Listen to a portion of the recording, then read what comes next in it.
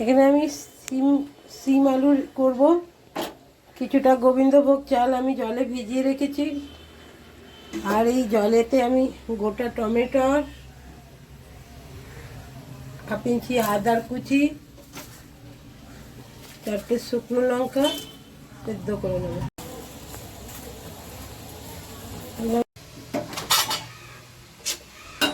গ্যাসটা জেলে দিলাম, কড়াইটা দিলাম, কালো জিরে, 2টো শুকনো লঙ্কা ফোড়ন দিয়ে দিলাম।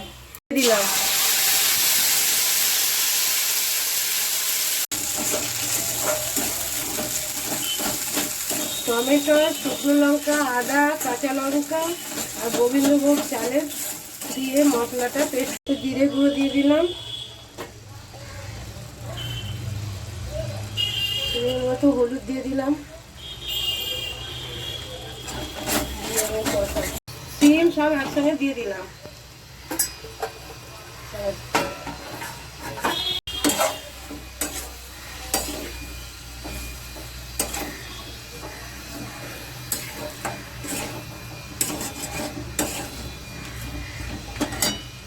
মতো লবণ দিয়ে দিলাম।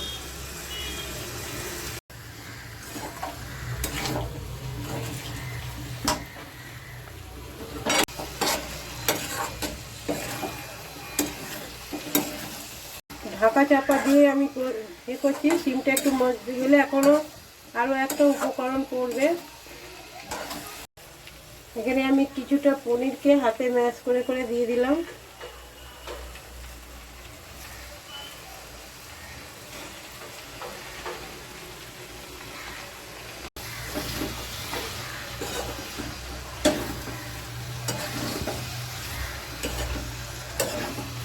কত জল দিয়ে দেবো।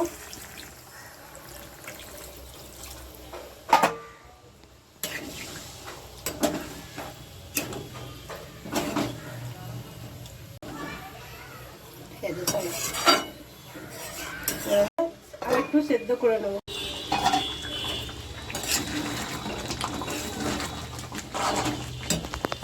এর মধ্যে একটু চিনি দিয়ে দিচ্ছি, স্বাদটা ব্যালেন্স হওয়ার জন্য। ফাটিয়ে রেখেছি, ওটা দিয়ে দিলাম।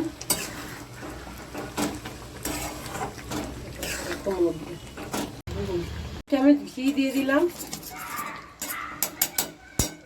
পাতা কুচি দিয়ে দিলাম, আর তো গরম মশলা দিয়ে দিলাম আমি।